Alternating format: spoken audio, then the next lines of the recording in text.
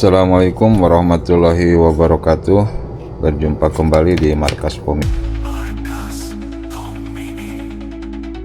Kali ini kita akan memberikan tutorial untuk proses instalasi pengkabelan CPU POM ini ya.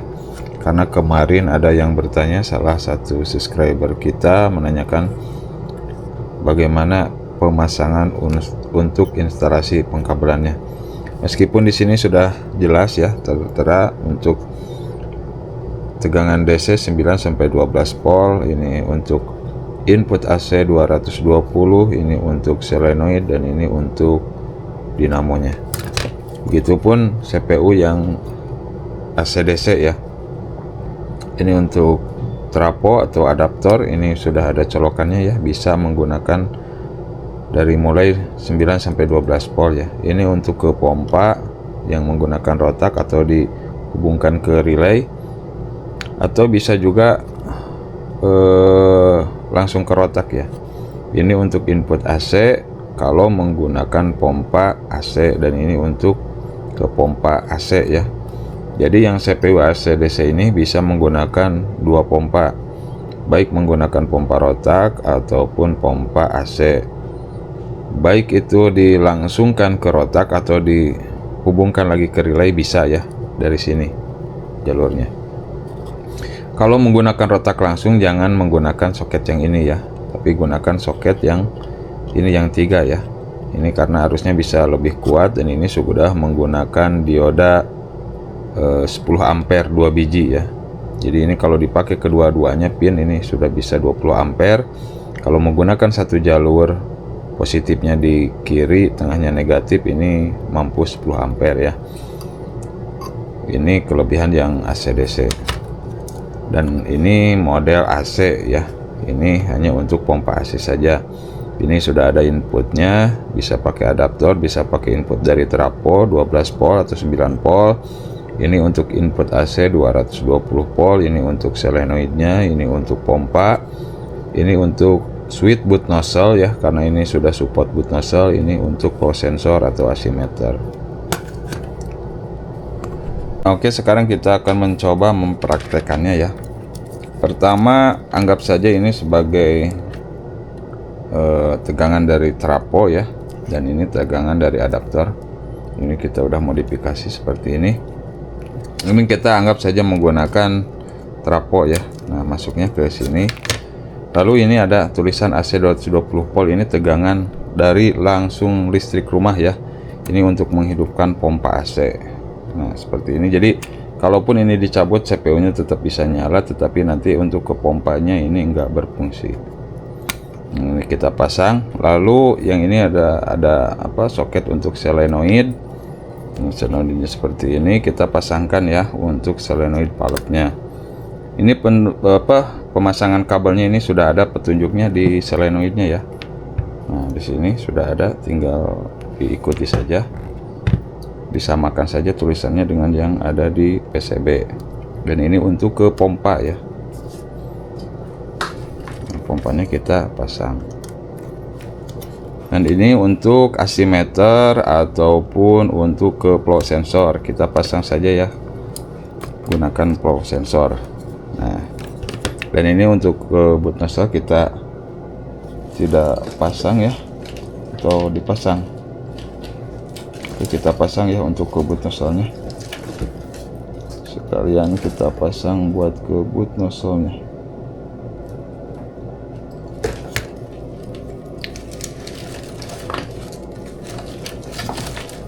Guys, diambil dulu ya buat ke boot nozzle-nya. Ini untuk ke boot nozzle. Nah, biar tidak riba ya bawanya, tidak haririn, jadi kita bawa switchnya aja. Nah, seperti ini ya pemasangannya. Dan terakhir ini untuk ke display gitu, jadi ini nggak mungkin kebalik karena sudah ada cowakannya, tinggal pasang saja ya untuk ke display. Nah, seperti ini ya, ini trapo. Oh ya, ini untuk ke keypadnya langsung dipasang aja ya. Boleh pasangnya kebalik kalau kebalik pasangnya nanti angkanya jadi ngaco, jadi tinggal dibalikan saja. Kalau misalkan menekan angka tombol 1 keluarnya angka lain, tinggal dibalikan saja, berarti ada kesalahan dalam pemasangan kipet. Nah ini untuk AC 220 volt wajib ya untuk menghidupkan solenoid dan pompa. Jadi kalau AC 220 voltnya kita cabut, CPU nya menyala tetapi ke pompa dan solenoidnya tidak akan aktif. Dan ini untuk switch nozzle ya, opsional, ini boleh dipasang boleh tidak. Oke, kita akan coba nyalakan ya.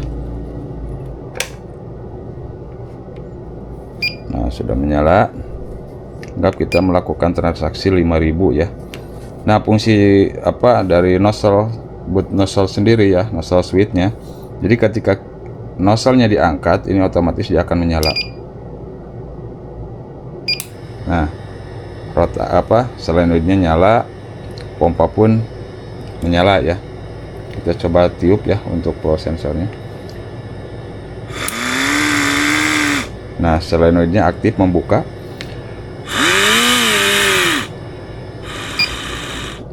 Seperti itu ya. Ini menggunakan switch nozzle. Apabila tidak mau tidak menonaktifkan nozzle-nya, kita matikan dulu CPU-nya tanpa kode ya. Kita cabut switch-nya.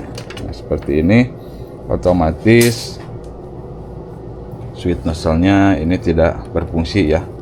Jadi tanpa kode kita matikan, cabut soketnya, udah jalan. Nah kebanyakan POM ini itu tidak menggunakan buat nozzle switch gitu, jadi kebanyakannya menggunakan buat nozzle yang standar saja, yang biasa. Oke, kita coba aja lakukan transaksi lagi ya, misalkan 5.000. Nanti ketika di enter solenoidnya akan menyala, nanti akan membuka ketika sudah ada putaran dari pompa ya.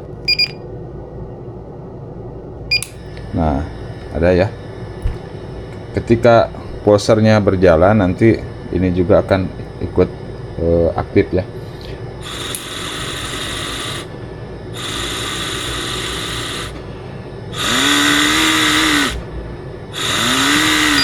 Nah, seperti itu ya. Nah, itu untuk instalasi pemasangan yang CPU yang ini, yang AC ya. Kita matikan dulu. Kita akan ganti dengan CPU AC yang lainnya ya, yang paling banyak digunakan di seluruh Indonesia itu. Nah pakai yang ini, namun kita nggak pakai solenoid ya, karena ini soketnya pakai yang di baut, berbeda soketnya sama yang ini ya. Kalau mau dipasang pakai soket biasa juga bisa, namun ini memang jarang dipakai ya. Oke, kita pasang dulu ke bagian display. Nah ini display, ini insya Allah nggak bakalan kebalik ya, karena sudah ada dudukannya, coakannya. Ini untuk ke pulser atau ke sensor. Dan ini untuk ke listrik AC, di sini ada 220 volt. Nah, ini listrik dari rumah langsung ya, 220 volt untuk menghidupkan pompa. Dan ini dari adaptor atau dari trafo. Kalau menggunakan adaptor ini bisa, ini sudah ada colokannya, kita gunakan adaptor dari sini. Nah, tinggal kita pasang kipetnya ya. Pasang kipet seperti ini pasangnya. Gak apa-apa kebalik, tapi kalau kebalik nanti angkanya jadi error gitu. Nah ini ke pompa, kita akan praktekkan kalau pemasangan kipet kebalik nanti ya. Nah, ini sudah terpasang ya. Ini bisa ke adaptor atau bisa juga ke sini. Nah ke sini juga bisa gitu. Pilih aja salah satunya ya, yang ada barangnya yang tersedia di tempat kalian masing-masing. Oke, kita on kan. Nah, udah menyala. Kita misalkan isi 5.000, kita enter. Nah nanti ini lampunya akan menyala ya. Nah seperti ini.